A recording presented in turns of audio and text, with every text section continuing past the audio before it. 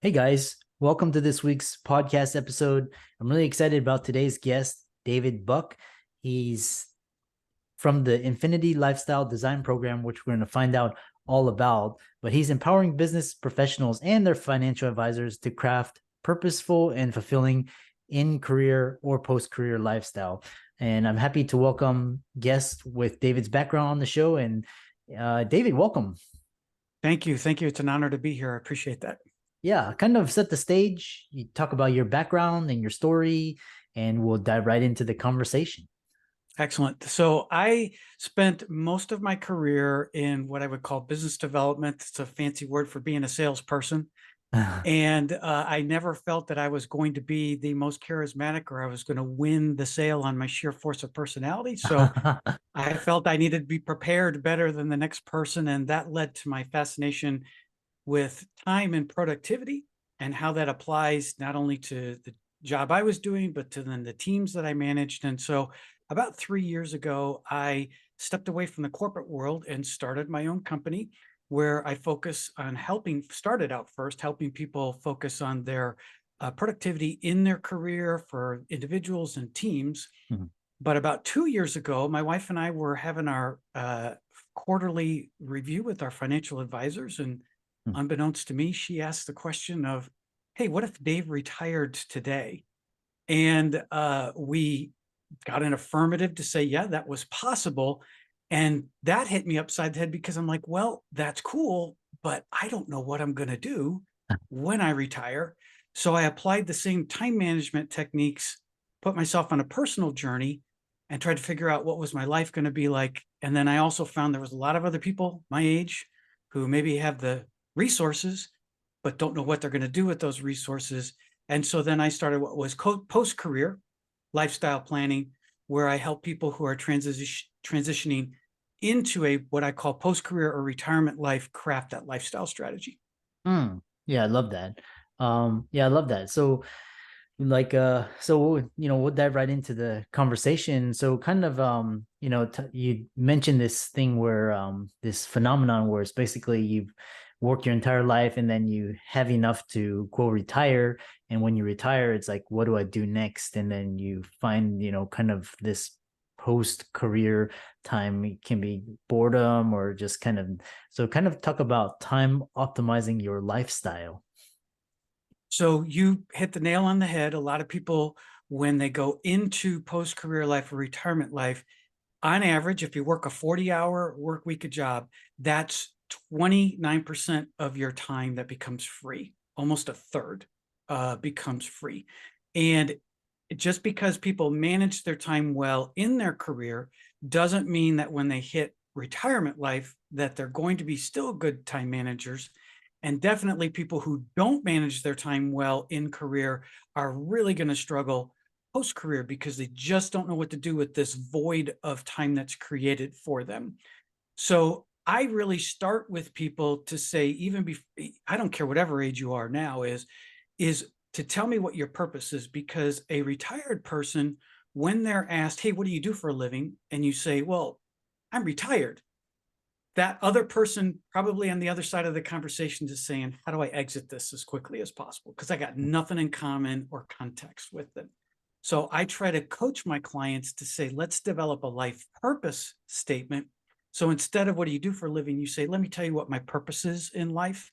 And then that can flow a lot of good conversation. So purpose to me is the first avenue that people need to take in order to get control of their post-career time. Oh, yeah, I love this idea of purpose. And what's kind of interesting is I was talking at one of these conferences, and there's this for physicians, it's basically it's like very stepwise progression, and there's very little deviation. And but now the younger generation, there's this concept of a portfolio career, so you can be practicing for a number of years, or you never practice at all, and then you kind of go into coaching or different things. So this idea of purpose, and then this idea of reframing the word retirement, because I think the first time, before Tim Ferriss, this 4-hour work week, he had many retirements. So kind of talk about this reframing the word retirement. Yeah, thank you. So again, retirement can bring up, when you say that, even though it's not a four-letter word, many people who are in retirement consider it a four-letter word. It's not something that brings a positive vibe to their existence.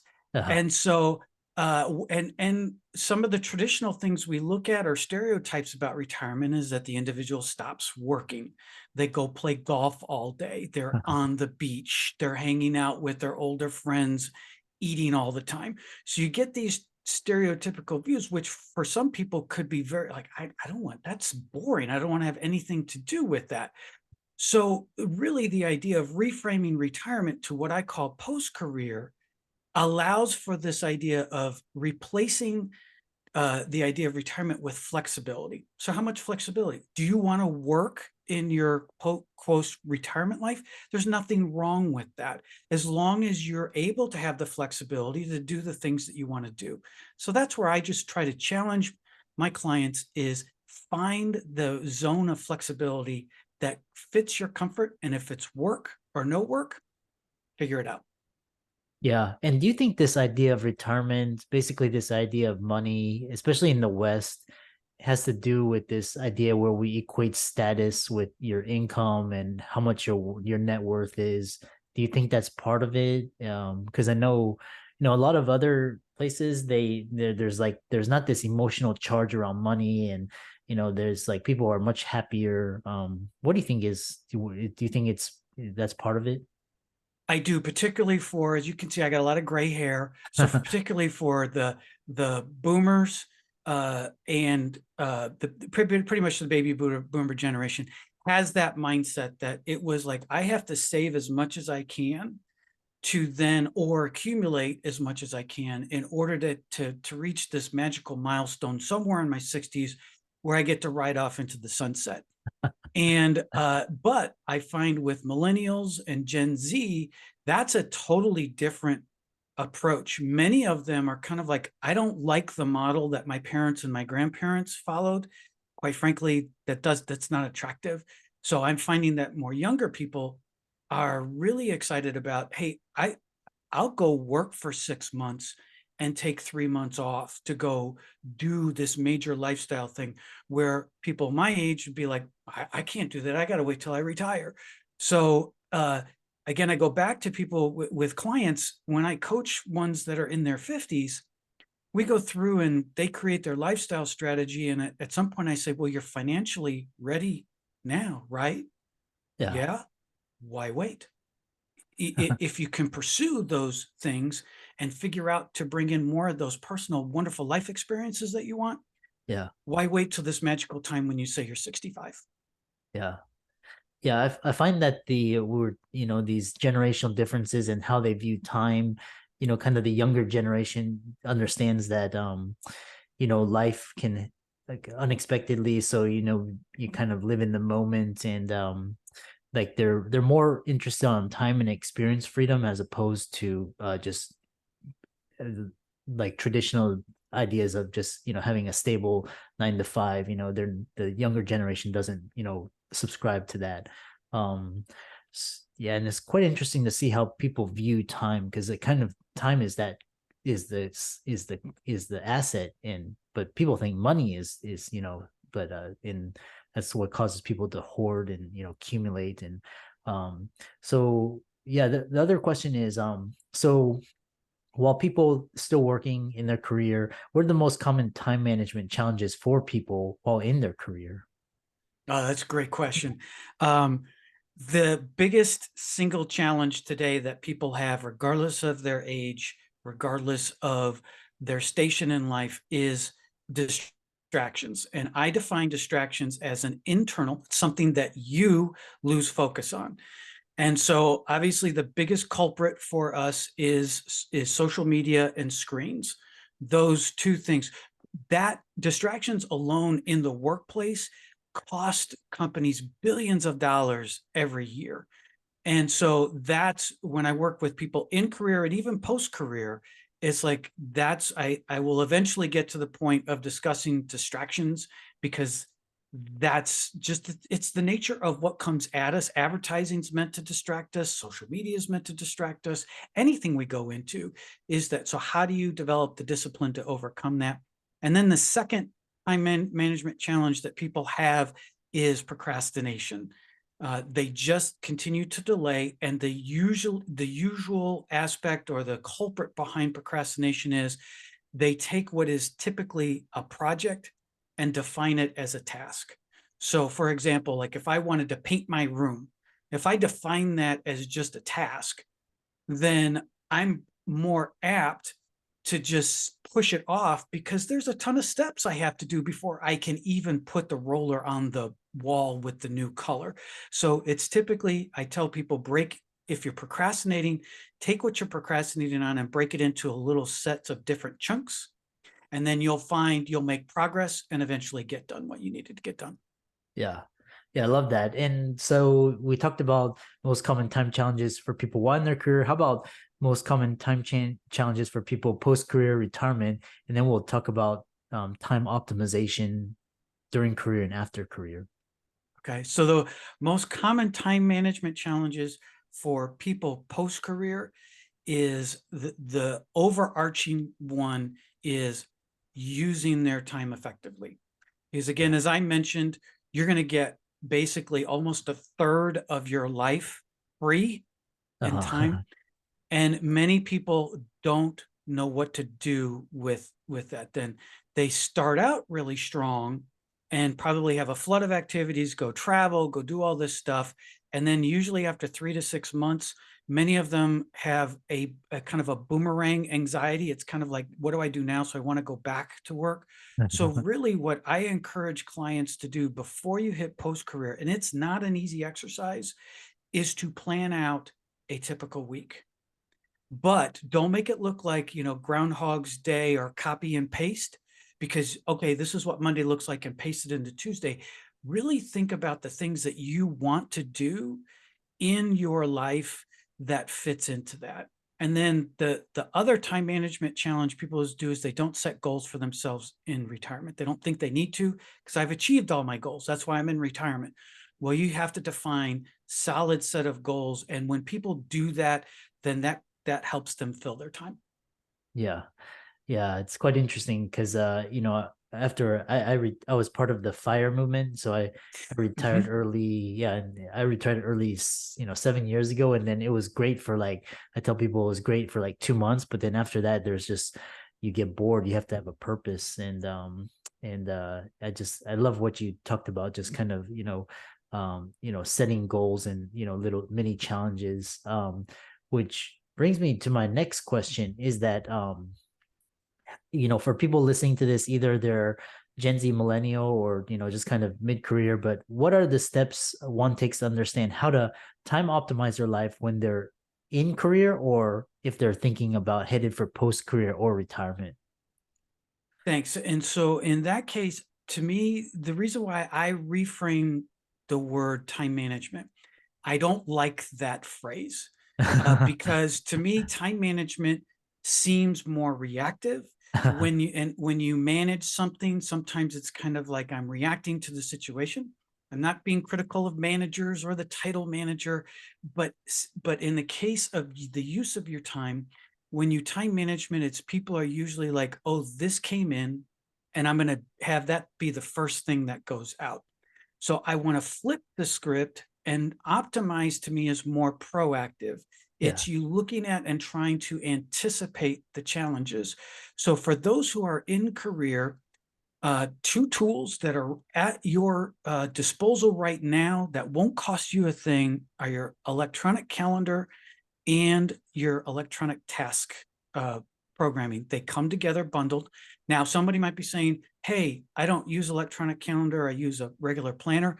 Totally fine with that if that's what you like and that's what you're comfortable. But if I'm trying to get people to improve their time management, I want them to move to an electronic format because there's so much flexibility and ease. And Uh-huh. so if you plan your schedule 2 weeks in advance, yes, that's right, 2 weeks. It's what I call wet cement. It's not firm, it's not hard, it's not brittle. You're going to have to flex. But if you continue to plan out your major tasks and your calendar 2 weeks in advance while you're in career, you're going to find you have so much more flexibility in order to focus on your personal life, but also devote time strategically, particularly if you're a leader in your career, to help yourself get ahead. Yeah. Yeah. I love that. Um, so like kind of so then kind of talking about the uniqueness of the time optimist life, and then your upcoming book, The Time Optimized Life, is eagerly anticipated. What makes it stand out? And then how will it help readers improve their time management? Well, thank you for mentioning that. I appreciate that. Yes, it comes out next year, April of 2024. So the Time Optimized Life, I actually wrote based upon a tool that I use with my clients called a time management analysis. It's the basis for both me and the client to get an understanding of where their opportunities are. And it's focused in 5 distinct categories of planning, task management, focus, and then planned activities. I'm sorry, not planned activities, and then personal care. And in those 5 areas, we then look at how you can flip the script from being reactive to proactive. So the book walks through people in these 5 categories. And I also include people that I know who fit that subject matter expert, that particular category, so that someone has an example of someone just like them that says, okay, if Matt can manage his tasks with 2 sets of twin daughters, I should be able to manage my tasks as well. So, and not all people have problems everywhere. So that if someone reads the book, they can say, hey, my challenge is I can't say no. You can dive into that section of the book and be able to work on that and then go to the next one. So again, I want to flip the script and have people proactively go after addressing their time challenges before the reactiveness causes them to be unproductive. Yeah. Yeah, I love that. Which in kind of talking about this time management versus time optimization in retirement, how does the approach to time management and optimization differ someone who's in the midst of their career versus someone who's approaching or in retirement? And thank you. So someone in career obviously is this whole reactive versus proactive predominantly tied to their career, though personal life can intermix in that, particularly if someone has a lot of activities, like you got to take the kids to the baseball games on the weekends, that sort of thing. When you shift to post-career, time optimization becomes more of an intentional view. It's really even more forward thinking because life becomes much more routine Uh-huh. in a post-career or retirement life. So that's where time optimization is me continually thinking out, what do I want to do in the future with these goals I've established for myself? And then how do I accomplish those? And then how do I replace when I complete those goals with new personal and enriching activities? And some of them can be ongoing goals like volunteering, still owning your own business, being a consultant, being a contract worker, but you're continually proactively looking to the future to help plan an effective present. Yeah. Yeah. Really, so and then kind of my final question is what are your goals currently, and well, where do you see the future in terms of just time and retirement, and especially in this age where kind of there's job insecurity, and how can people follow you, contact you, follow you on social media, etc. Oh, thank you. So I am on all of the major platforms except TikTok. So you can reach me. My predominant platform is LinkedIn. So please look for me on LinkedIn because that's where I do most of my work there. My website is Infinity Lifestyle Design, one word.com. Just go there. I'd encourage anybody who goes there. I offer free for you to take the 2 assessments, either the retirement time analysis or the time management analysis, depending if you're post-career or in career, and you can get a free summary assessment. You'll see that on the front page. Uh, I would just ultimately what my mission is for people to time optimize their time management. I want them to look at time more infinitely. You think about when, like, for example, time's flying by on this interview because I'm having fun. And so, but then there are times like when I've been at a trade show where, and there's no customers, where time seems to move really, really slow. I want people's time to feel like it's moving fast, because when you do, you find you have more time to fill in for the future activities. So I want to change the dynamic and make time feel more infinite so that we feel like we have more to do. Yeah. Yeah, I love that. It kind of reminds me of Mihai Csikszentmihalyi's book, The Flow. It's basically your experience of time, and basically that's why, you have an income to buy you more time, and time is actually what is the most precious. And so the really fascinating discussion, and I really love how people are kind of contributing to the discussion around changing the view of time. And for all of the audience out there listening, David for coming on. Be sure to follow all of his social media links. He's on Twitter, YouTube, Instagram, LinkedIn, and Facebook. And check out his website, infinitylifestyle.com. Reach out to him, give him a like, a follow. And with that, check out his book as well. It's on Amazon. And with that, thanks so much for coming on to the podcast. Such an honor. Had a lot of fun. Again, time flew, so I enjoyed it.